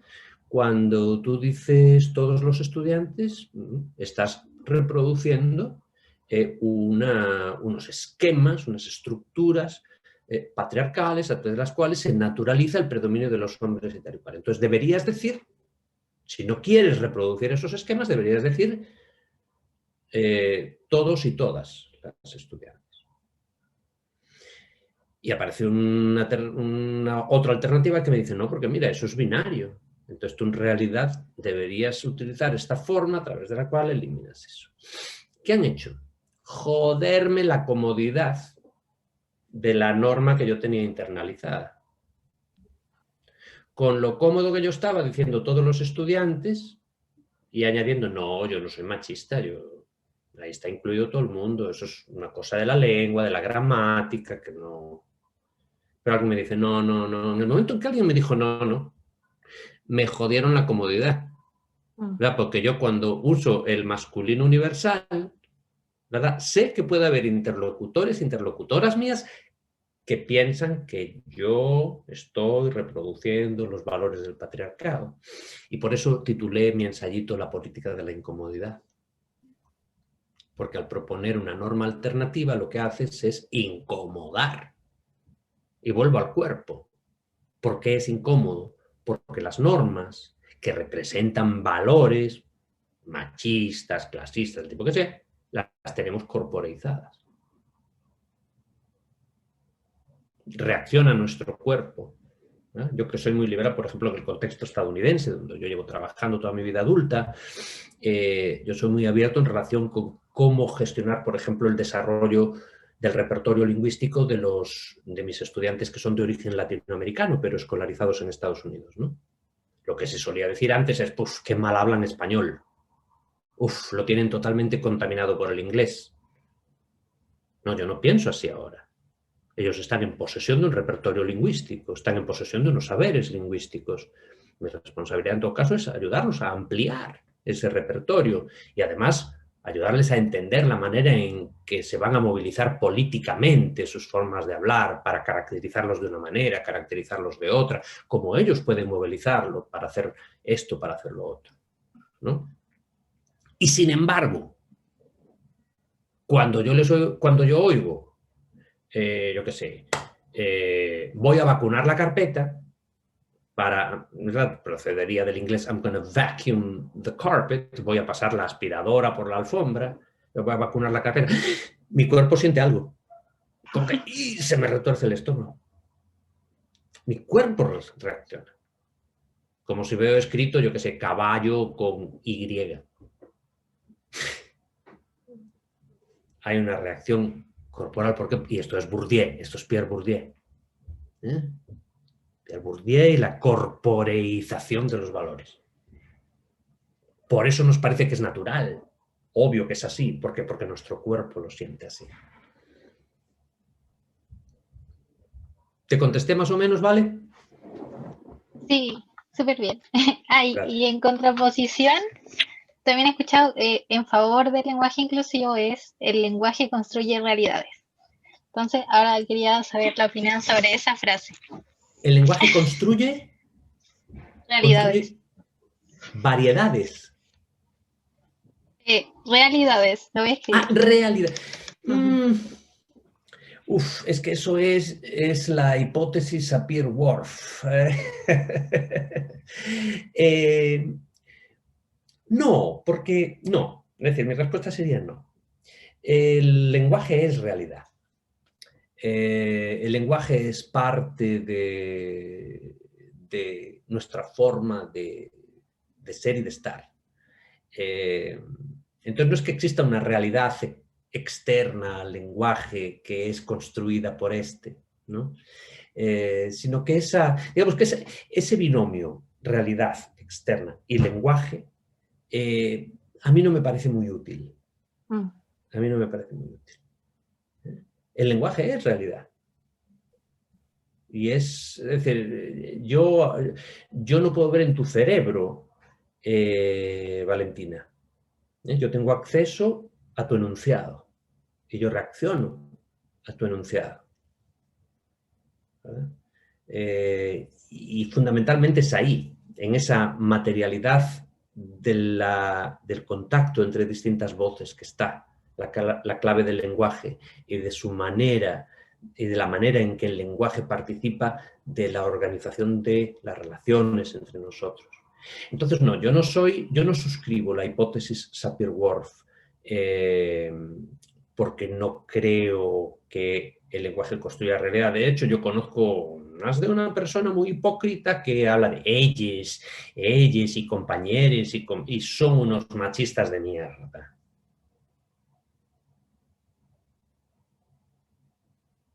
Entonces, eso es el lenguaje, no les construyó nada.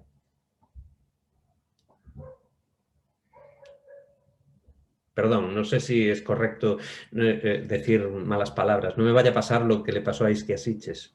No, sí, está todo permitido en este espacio. Sí, es un espacio seguro para los garabatos. Ya, bueno.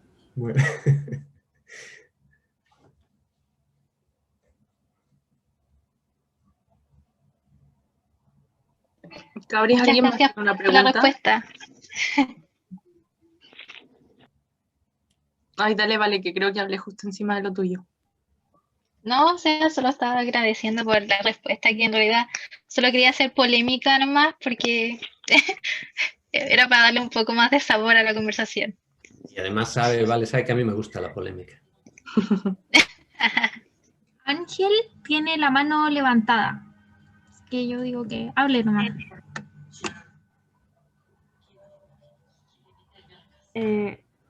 Hola. ¿Se me escucha? Sí. Ok, perfecto, ya. Soy estudiante de literatura y me preguntaba cómo es que usted se decidió a estudiar la lingüística y cómo de ahí se dirigió a la glotopolítica. O sea, quiero decir, ¿cómo es que supo usted que este tema sería lo suyo y qué le hizo enamorarse de su área de investigación? Eso. Ya, gracias. Gracias por tu pregunta. Ya me gusta. No sé si estoy enamorado de mi área de investigación. Creo que una relación amor-odio es mucho más sana con los objetos que uno trabaja. Pero me gusta tu pregunta. Mira, a ver, yo creo que hay un elemento biográfico que explica el porqué de mi interés en el lenguaje y en la dimensión política del lenguaje. Yo, como ya os comenté al principio, soy de Galicia, del noroeste de España. Yo nací en una familia de trabajadora, no pobre, trabajadora que tenía trabajo, por suerte, eran trabajadores del puerto de La Coruña. Mi abuela era empacadora de pescado, mi madre era reparadora de redes, mi madre fue a la escuela un año, mi padre más, porque a los hombres, claro, se preocupaban más de que los hombres fueran, los niños, ¿no? Fueran a la escuela más años. Entonces, mi padre fue a la escuela hasta los 12 años y luego pasó a trabajar en una fábrica, lo cual significaba pues, un avance social, ¿no? En aquel contexto. Salías del puerto y te metías en una fábrica. Bueno, ¿por qué digo esto? Bueno, porque el entorno en el que yo me crié fue un entorno en el que no se vivía con necesidad, ni mucho menos, pobreza, pero un entorno que estaba un poco en la periferia socioeconómica y en el que lingüísticamente pues, hablábamos gallego y castellano indistintamente y mezclados todo el tiempo, ¿verdad?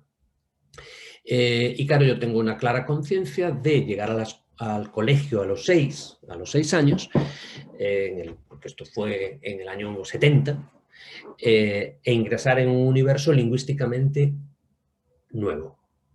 Y tengo un claro recuerdo de esa, no traumático, no traumático, pero sí desde luego de esa necesidad de ajuste.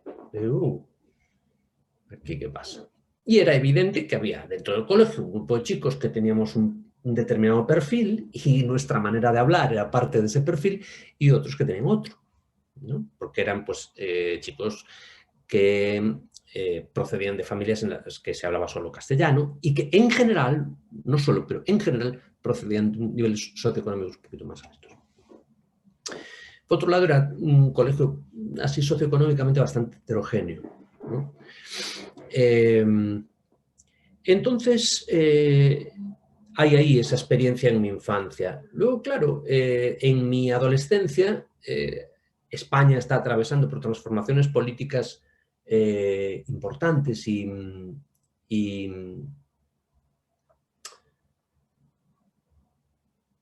una de esas transformaciones políticas es la reivindicación nacionalista. Y en Galicia hay una reivindicación nacionalista. Hay un nacionalismo gallego. Y yo recuerdo haber mirado con mucha curiosidad en esa, cuando tienes esa edad, ¿no?, en la que estás buscando referentes. Y claro, yo ahí me encontraba con que el nacionalismo gallego producía una imagen de la galleguidad y del hablar gallego que era muy distinta a mi propia experiencia, ¿no? Entonces también recuerdo este choque, ¿no? Esta incomodidad que yo sentía en relación con el nacionalismo gallego, así como estaba de acuerdo con algunas cosas. Bueno, cuando decidí ir a la universidad, decidí estudiar filología, así se llamaba en España, es lo que aquí filosofía y letras, digamos, había ramos de cursos de lingüística y ramos o cursos de literatura. Había alguno de historia, alguno de filosofía, pero principalmente lingüística y literatura. Y me interesó mucho la lingüística, me interesó mucho la reflexión sobre el lenguaje. Sin embargo, era una reflexión sobre el lenguaje que era ajena a mis experiencias lingüísticas. Entonces yo siempre fui consciente de que había esta dislocación entre la lingüística como disciplina que se dedica a estudiar el lenguaje y mi experiencia vital al hablar, ¿no? Y bueno, era consciente de ello, pero tampoco reparaba mucho en ello. Fue al irme a Estados Unidos a hacer posgrado, que inicié el posgrado sin mucha dirección, ¿eh? Yo no estaba seguro de que iba a dedicarle mi vida, bueno, a ser profesor de universidad y todo eso, no. Yo me fui, pues bueno, me apetecía irme del país, me apetecía ir a estudiar afuera, me apetecía vivir una experiencia en el extranjero. Y en Estados Unidos descubrí la sociolingüística, es decir, una rama de la lingüística que yo desconocía, que sí contenía, me proporcionaba herramientas que me permitían, o bueno, digamos, en cuyo estudio, ¿no?, yo podía invocar o acudir a mis propias experiencias, ¿no?, a una realidad sociohistórica que yo conocía. Entonces ahí es donde creo que se produjo, ¿sabes? Ahí es donde creo que se produjo esta coincidencia, ¿no?, entre una experiencia biográfica y una experiencia intelectual que se encontraron, porque claro, evidentemente no todos los gallegos se hicieron lingüistas y sociolingüistas, ¿no?, y que tuvieron la misma experiencia que yo. Pero bueno, en cierta medida siempre el azar juega un papel, y en mi caso yo creo que fue ese encuentro entre una manera de trabajar el lenguaje desde la sociolingüística que descubrí en Estados Unidos y unas experiencias de las cuales yo tenía un grado de conciencia y sobre las cuales no había podido reflexionar, ¿no?, con una cierta distancia. Pero toda mi carrera profesional, yo terminé el doctorado en el año 94 y lo hice en Estados Unidos, y mi carrera de profesor la hice toda en Estados Unidos, pero siempre lo hice en una posición relativamente periférica, porque claro, el tipo de el interés que yo tengo por el lenguaje es más propio de la antropología, de la sociología, que de la lingüística. Entonces, con mucha frecuencia me he encontrado que desde dentro de la lingüística se dice, no, lo que hace José está muy bien, pero no es lingüística, no es lingüística. Yo insisto en que sí lo es, porque al final esa decisión de si eso no es lingüística es política, ¿verdad? Porque si a mí me dicen, no, lo que tú haces es muy interesante, muy bonito, muy tal, pero no es lingüística. ¿Qué me están diciendo? A estos fondos dedicados al estudio del lenguaje tú no tienes acceso. Yo soy muy marxista en eso. Lo que me están diciendo es, no, en esta olla tú no metes la cuchara. Eso es lo que me están diciendo. Te contesté, Ángel, no sé si Ángel es tu nombre. Sí, sí. Sí, creo que sí, me contestó. Muchas gracias. Ok. O quizás es que podría explicarme por qué prefiere que no...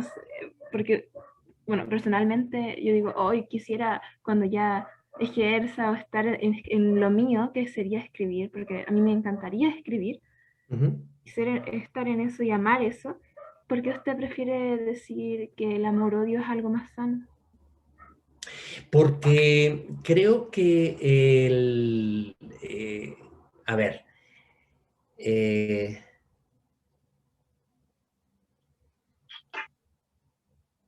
fíjate que yo la categoría de la incomodidad cada vez la abrazo más y la considero más productiva. Yo creo que a veces es importante, de hecho fíjate que he escrito mucho sobre personalidades, como por ejemplo el filólogo del que os hablé hoy en mucho rato, ¿no? Ramón Menéndez Pidal, que es una figura a la cual por un lado admiro profundamente, ¿no? Porque considero que era realmente genial, ¿no? Y que alcanzó un grado de erudición, bueno, extraordinario, pero al mismo tiempo lo considero que era una figura muy reaccionaria, ¿no? En la sociedad española. Entonces creo que yo me comprometo con más pasión y disfruto mucho más como efecto de esa tensión que yo siento en mi relación con Menéndez Pidal. Creo que es algo así me refería cuando decía la relación amor-odio, ¿verdad? Yo me doy cuenta de que me apasiono por el estudio de objetos que encierran contradicciones.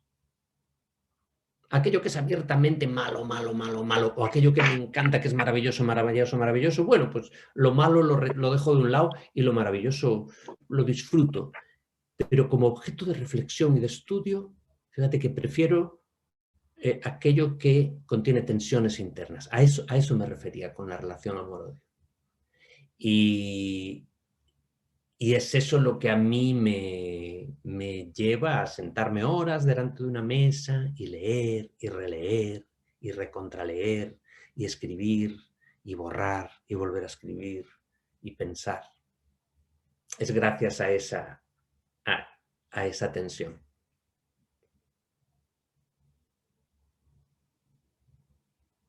Muchísimas gracias. La Había otra, Nati ¿verdad? tenía una pregunta. Ay, sí, hola, ¿qué tal? Hola, Bueno, Natalia. puede que mi pregunta sea un poco amplia, pero no importa, lo que quiera rescatar usted.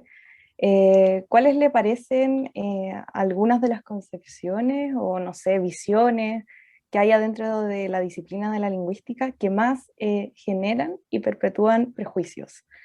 O que, no sé, se pueden como oponer al enfoque glotopolítico o el enfoque o la enseñanza de la glotopolítica, por ejemplo, en la universidad. Es que estoy como en mi seminario de grado de glotopolítica, con el profesor Darío Rojas, de hecho. O sea, y me cuesta como a veces balancear cuál es la relación que tiene la glotopolítica formando parte de la lingüística, porque yo también lo veo así, como parte de la lingüística, Sí. pero que a veces también es como muy... no sé si es rupturista, por supuesto, pero también como que ahí está todo el tiempo peleando, quizás como con otras, no sé, áreas, no sé si me entiendes, no, un Sí, poco. sí. Eso. Sí, muy bien, muy buena pregunta, muy buena pregunta. Voy a volver a un concepto que presenté al principio en relación con las características de la glotopolítica. Creo que lo presenté al principio, que es la reflexividad. ¿Ya? La reflexividad. ¿Qué significa ser reflexivo? Significa ser consciente del lugar desde el cual uno enuncia, ¿no? Y la glotopolítica se plantea como objetivo, bueno, el entender por qué la gente habla como habla y escribe como escribe. Y eso, pues, también es lo que quieren hacer los sintácticos generativistas, explicar por qué la gente habla como habla y escribe como escribe. Entonces, esa sería, desde mi punto de vista, la pregunta que hace de todas nosotras lingüistas. El querer entender la interacción verbal.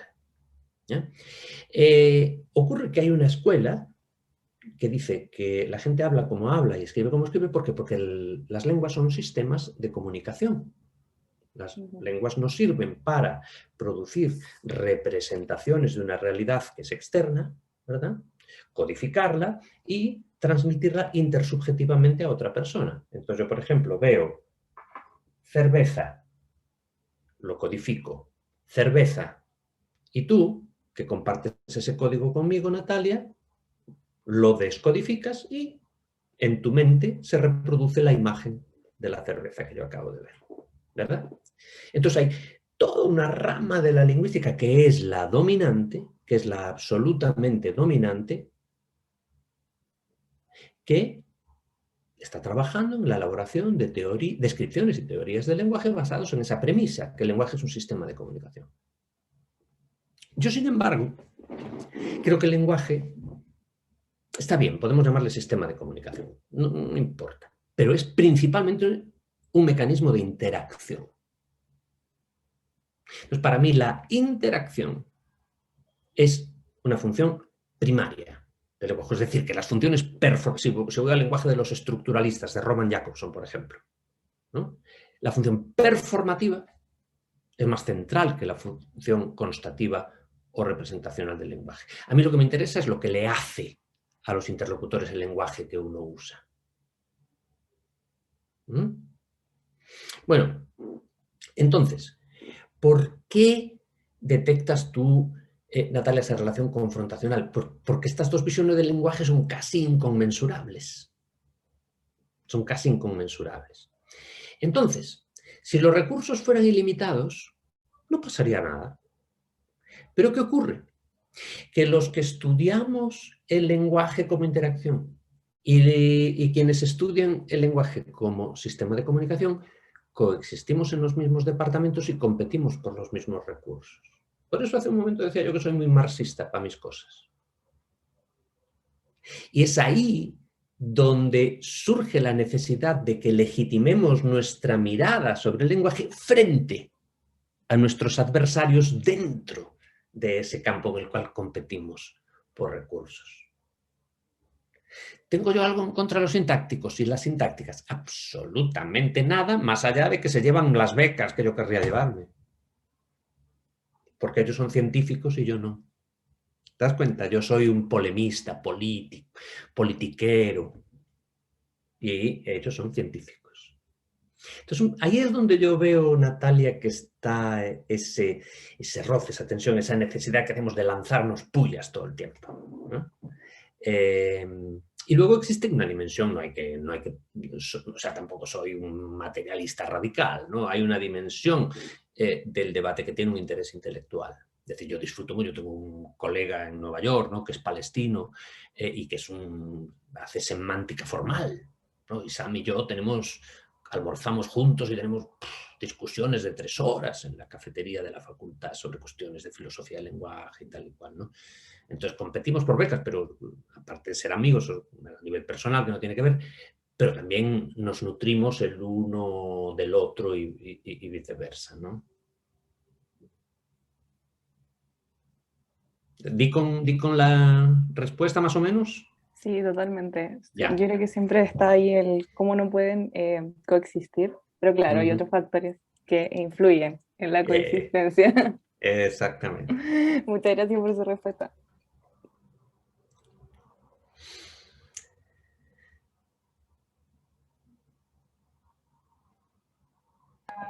Javi, ¿tú tenías ahí otra pregunta? Y después en volada después podríamos ir cerrando, que igual ha pasado hartas horitas. ¿Sí? ¿Tú, Javi, o no? ¿Qué dijiste voy después de la Nati?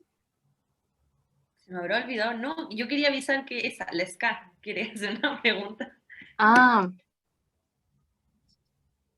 Sí, yo tengo una pregunta. O sea, más que nada quiero como pedirte tu opinión con respecto a algo que se da mucho como en las publicaciones de investigación en el área como de las ciencias exactas, que un requisito para publicar es que las piden que sean en inglés, como con una razón que es como este idioma universal, pero yo siento que hay una razón como mucho más política, entonces quería preguntarte como si tenías alguna opinión al respecto, si conocías... Sí, tengo muchas opiniones y muy fuertes al respecto, claro. No, la hegemonía del inglés es la hegemonía del norte global y en particular del mundo angloamericano en la producción y distribución de conocimiento. Y la complicidad de las élites universitarias del mundo, incluido Chile, con esa mecánica.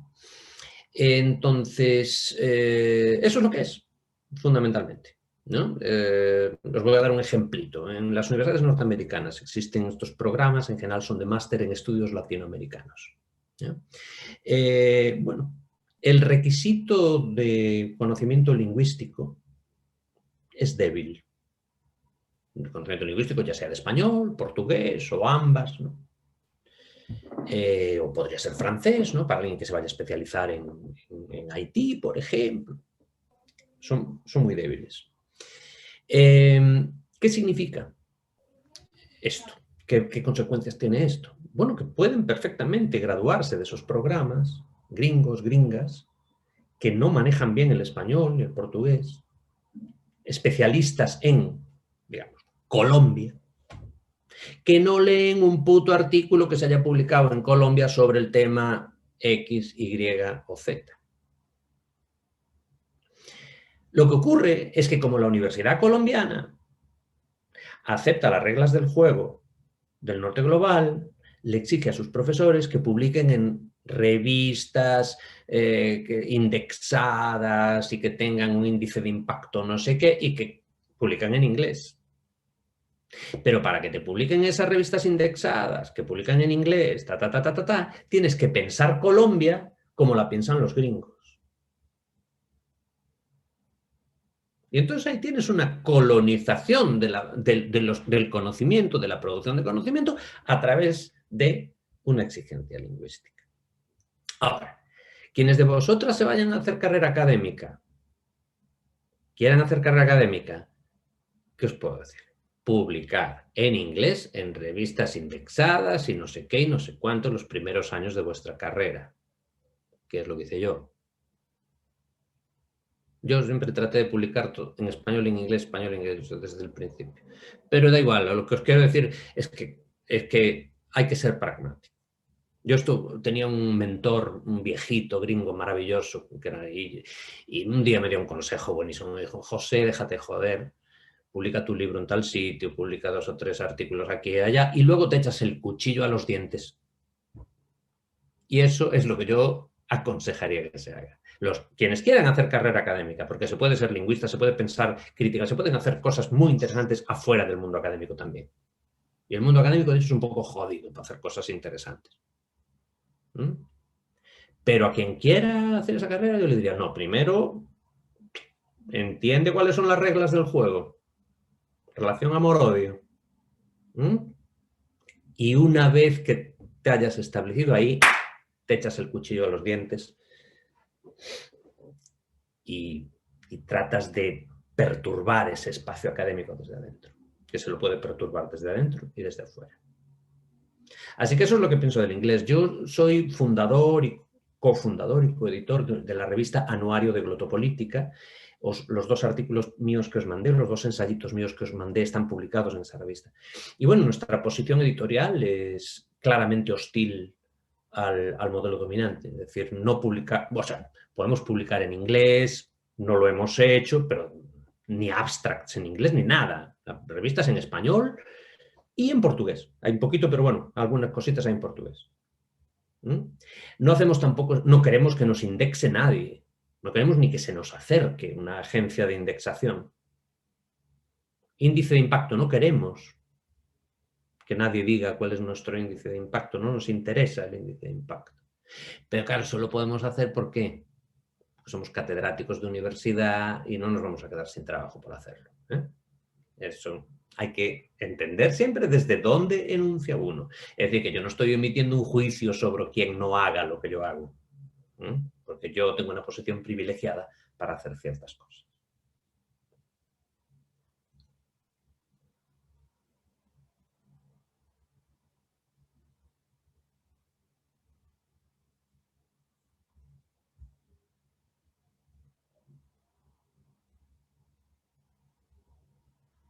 Bueno. Ya sí, podríamos ir cerrando ya.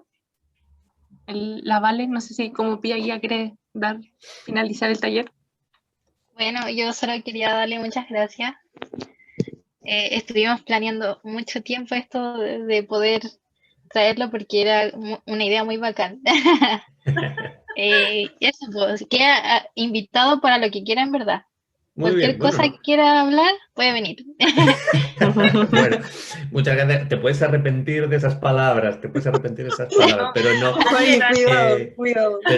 Pero no fue nada difícil conseguir que viniera. Me escribiste, me invitaste y dije que sí y acordamos la fecha. Así que no, ha sido un placer realmente. Muchas gracias por vuestras preguntas súper interesantes, por darme la oportunidad de conversar, compartir un poquito las cosas que a mí me interesan y también quedo a vuestra disposición. Sabéis que yo vengo mucho a Chile por razones familiares, de modo que estoy aquí con frecuencia y cuando se acabe toda la locura esta, pues nos podemos ver cara a cara. ¿Vale? Bacán. Ya. Ya. Buenísimo. Muchas gracias, profe. Chao, gracias a vosotros. Chao, chao. Chao. Gracias a todos los que vinieron, de verdad, y se quedaron 2 horas después de toda la escuelita online, aprendiendo, discutiendo, de verdad, muchas gracias a todos.